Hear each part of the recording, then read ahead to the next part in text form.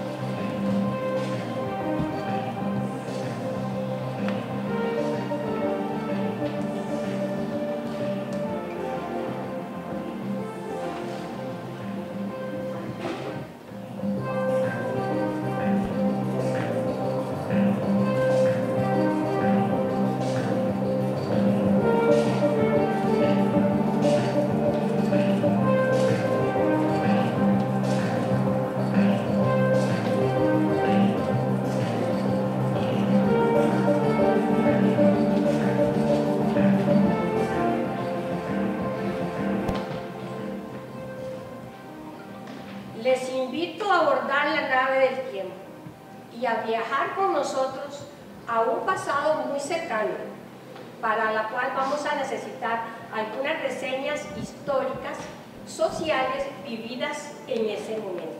¿Me acompañan? Los estudiantes se dividieron en distintos grupos para investigar distintos temas, desde la cotidianidad, desde la música que se escuchaba ahí, cuáles eran los hábitos, cuáles eran las tradiciones, qué pasaba en las zonas rurales, qué pasaba en San José, que era totalmente distinto, ¿verdad? Todos anduvimos investigando por aquí, por allá, preguntando, interrogando a personas adultas, un poquito con más edad, que estuvieran en aquel tiempo, o que por lo menos estuvieran más cerca y más frescas fueran todas las informaciones. Y después de tener todo esto, la profesora se encargó de decirnos esto nos conviene, esto no nos conviene, y fue muy interesante porque todos aportamos algo. Unos con otros.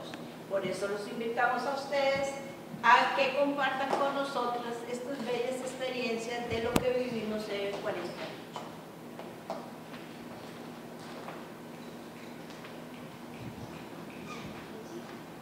Mamá, ¿me debe encender el radio? Sí, usted está bien.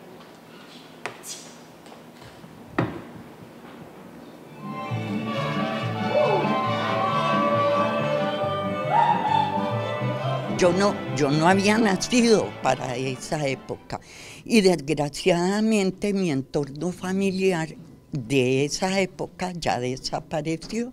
Entonces yo no estaba como exageradamente así, muy entusiasmada con la obra, ¿no? Pero conforme hemos ido avanzando y hay que ir investigando y todo, se va uno involucrando y se siente uno tan bien, ¿verdad?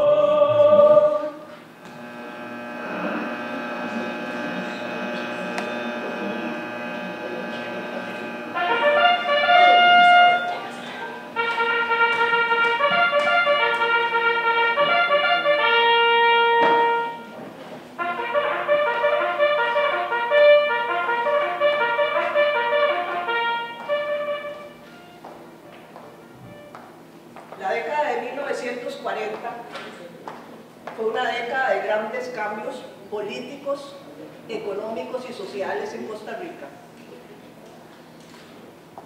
En 1940, durante el gobierno de don Rafael Ángel Calderón Guardia, se producen importantes reformas sociales.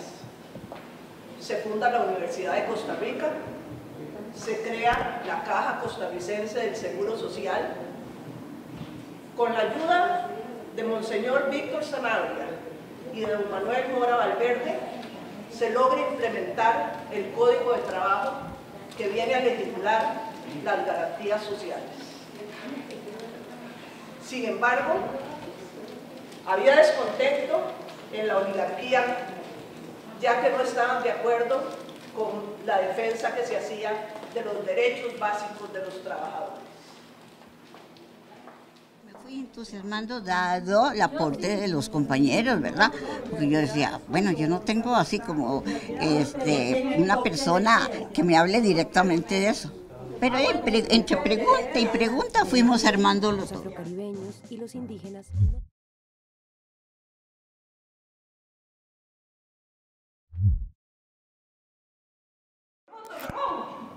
¿Ya me tiene listo el relojito? ¿Qué va, chica? ¿Qué va, señora? ¿Viera usted cómo está esto? Esto está fatal, no hay tornillos, no hay arandeles, no se consigue nada. El país está...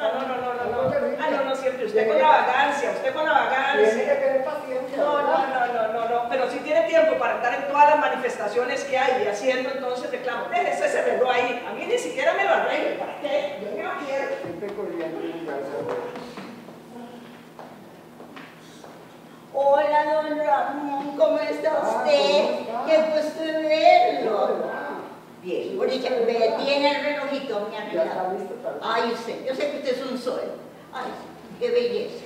Ay, dígame, don Ramón, ¿cómo está viendo usted su negocito de acuerdo a lo que está pasando? Está muy mala esta situación. Está mala la situación. Es algo que... Ay, qué pena. Sabemos que nos espera, ¿verdad? Sí. Bueno, pero de todas maneras hay que tener calma. Sí. Mire, me da el relojito porque lo necesito para ir a un té de canasta. Y le dejo este otro para que me lo traigan. Mire, le pago mañana los dos. ¿Verdad? José, gracias, que no se lo olvide. Ah, no. Lotería.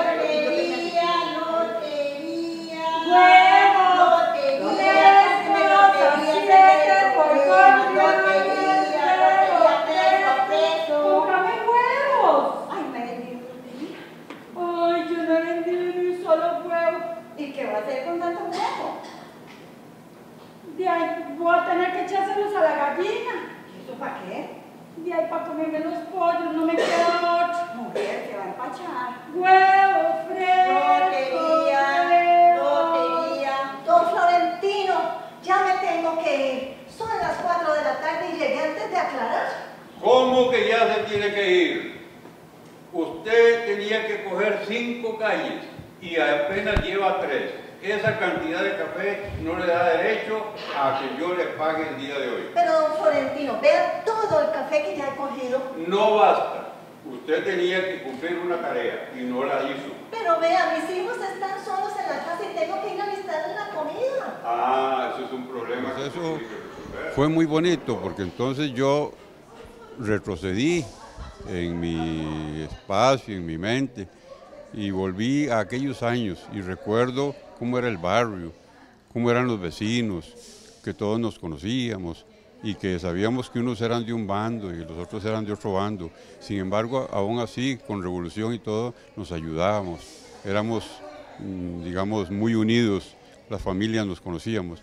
Y una de las cosas que más me impactó fue que en plena guerra nosotros asistíamos a la escuela, porque las clases no fueron suspendidas a pesar de la revolución. Pero eso sí, algo que me asustó mucho fue el toque de queda, porque papá trabajaba y tenía que venirse rápido a la casa, porque si no, lo apresaban o lo mataban.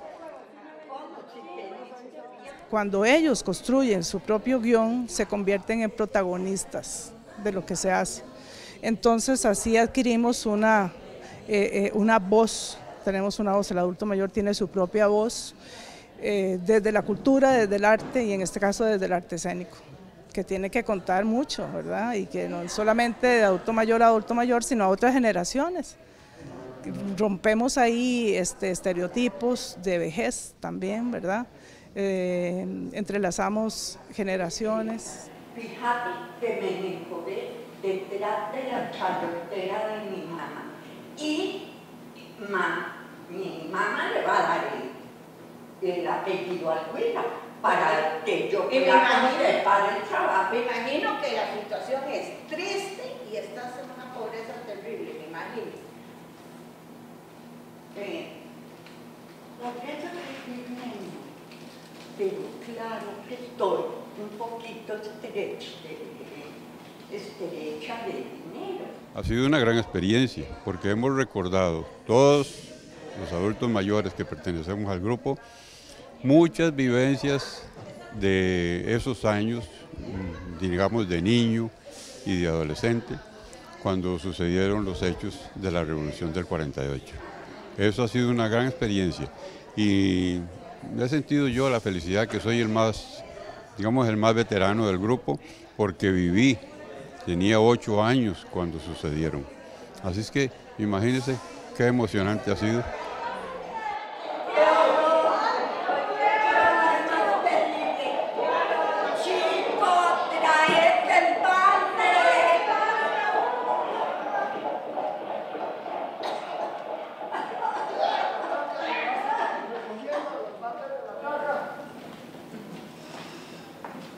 En las calles se daban fuertes enfrentamientos entre los grupos oficialistas y los grupos opositores. Se da la huelga de brazos caídos en 1947 y en 1948, con la anulación de las elecciones de ese momento, se detona el descontento popular y se da la revolución del 48. La revolución me daba mucho miedo. Yo era un niño de 8 años y me impresionaba ver unos jipones con hombres armados, balas y rifles pasando por el frente de mi casa.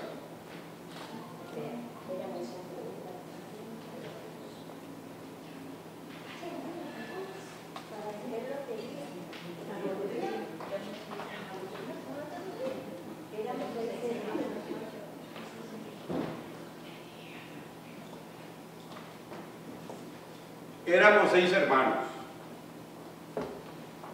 Mi papá era albañil y carpintero, o sea, un maestro de obras de la época. Yo le ayudaba a él a vender lotería porque era dueño de un derechito que le había dado la Junta de Protección Social de San José. Eso me hizo a mí conocedor de la ciudad de San José de cabo a rabo. ¡Lotería, lotería, aquí está el premio! La presentación de estreno fue en Cartago, donde este grupo de adultos mayores mostró las nuevas formas de vivir el envejecimiento de manera activa. 15 de marzo, los rebeldes toman Santa María de Dota y San Marcos de Tarrazú. Estuvimos en Cartago y fue algo maravilloso. Nos realizamos todos porque participamos después de terminar con la obra con todo el público y todo el público nos dio una acogida tan grande, todos querían fotos con nosotros, preguntarnos cómo habíamos hecho, qué habíamos conseguido y todas estas cosas, y después compartir con los compañeros para discutir cómo nos queda esto mejor, fue algo maravilloso.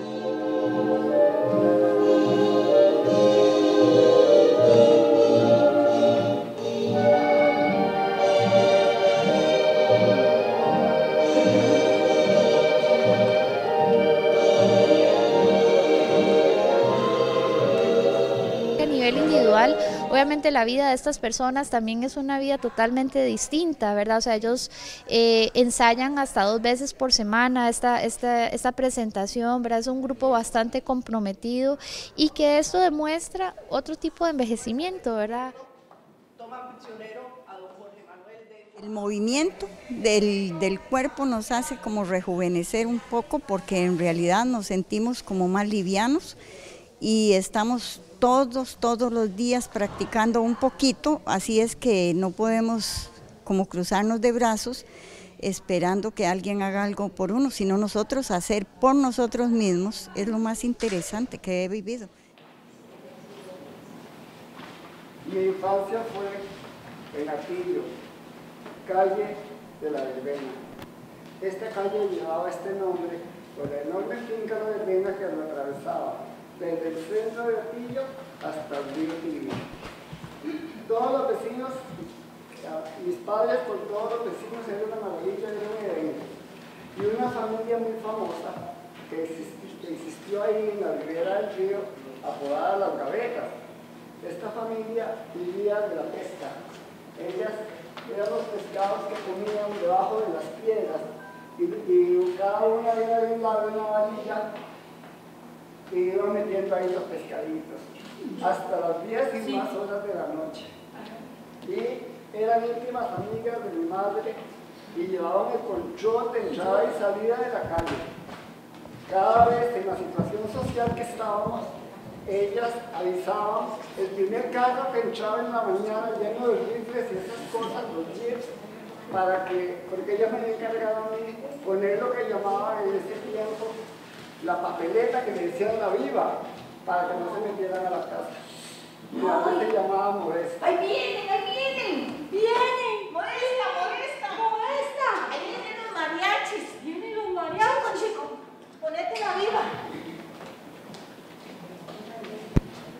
Vengan a comer porque aquí estamos, el día de almuerzo. ¿Qué hay hoy? Caldito de frijol con guineo. 9 de abril. Inicia la marcha fantasma. Las tropas figueristas avanzan clandestinamente entre las montañas de los Santos hasta Cartago.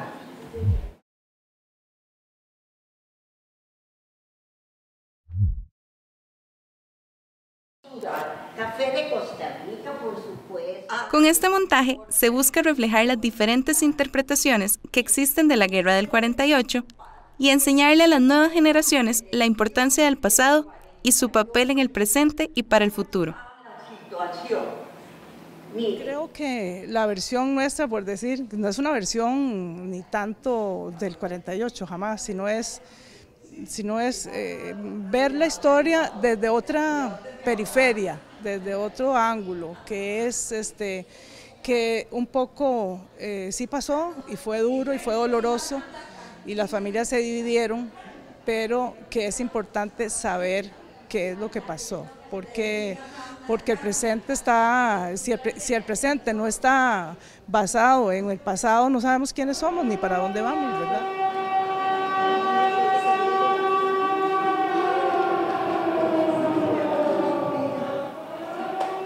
Con este sonido de sirena, el periódico El Diario de Costa Rica, uno de los principales en esa época, impreso, daba a conocer en sus balcones, mediante pizarras grandes, los últimos acontecimientos de la revolución. Lo diferente está en que nosotros vivimos eso, lo sentimos. En el caso mío, en el caso de otros compañeros también, lo estuvimos viviendo y viviendo hasta el punto de que no nos costó mucho recordar todo lo que había pasado y cómo eran las cosas en ese momento.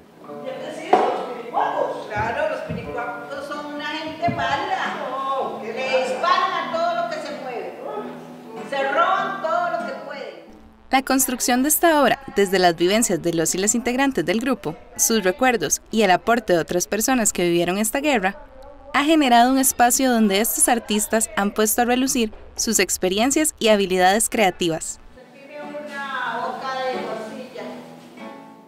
Porque somos personas muy importantes, tenemos muchos conocimientos y podemos entregar a la gente todas estas cosas que nosotros creemos que podemos poner en práctica, que no tenemos que quedarnos sentaditos o solo cuidando nietos, no, ya esos tienen los papás, que los cuiden. Nosotros tenemos que vivir esto que nos está quedando de vida. Y a mí como que siempre había tenido un gusanillo por ahí de la asamblea, de la escuela y todo eso. Entonces yo dije, bueno, me meto a teatro, ¿verdad? Y yo me he sentido, pero realizada. Porque la noticia andaba dando vueltas. Y como usted lo dice, a raíz de las últimas elecciones, la gente quedó descontenta con el resultado de las mismas, lo que dio pie para una desafortunada guerra civil. Otra cosita, doña Zaira, que quería preguntar. ¿Usted tiene algún recuerdo que haya marcado su infancia con respecto a la... Bueno, día y noche. Y ellas avisaban el carro que pasaba. El grupo de teatro alternativo del PIAM tiene cerca de 5 años trabajando con el cuerpo, la voz y a través de la unión de grupo para crear producciones escénicas que logren reconstruir historias desde la memoria de cada persona adulta mayor. Para mí fue muy positivo con mis compañeros, cada uno buscando en las bibliotecas, en los diferentes libros, con la señora profesora, que ella ha sido maravillosa con nosotros, y debemos continuar positivamente como en ese tiempo, tanto muertos, tantas situaciones terribles, positivamente para honrarlos a ellos y siempre en democracia, en paz y amor entre nosotros. Para mí, al concluir este trabajo, me llamó mucho la atención de que las familias se apoyaban del mismo lugar, no importa el bando que pertenecían, pero se apoyaban para protegerse y para que no le hicieran daño a los otros. También dentro del núcleo familiar hubo mucha división que perduró por años, y a nivel nacional también hubo una gran división que perduró también por mucho tiempo, que hasta hace poquito se va ya solventando eso. Para mí, yo no había nacido en esa época, tuve que consultar a mi papá. Fue muy interesante porque la guerra en el campo rural, Ciudad Quesada, fue muy diferente a como la vivieron aquí en la capital. Yo tuve que informarme con mi papá, me contó de cosas que la familia no sabía, de costumbres, de alimentos y la solidaridad entre los amigos en esa época.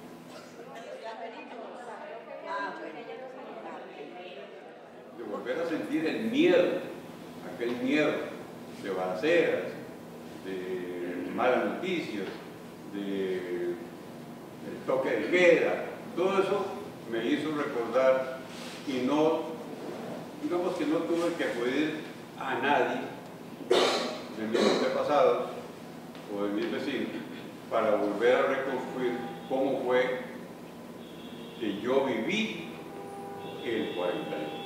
Muchas gracias.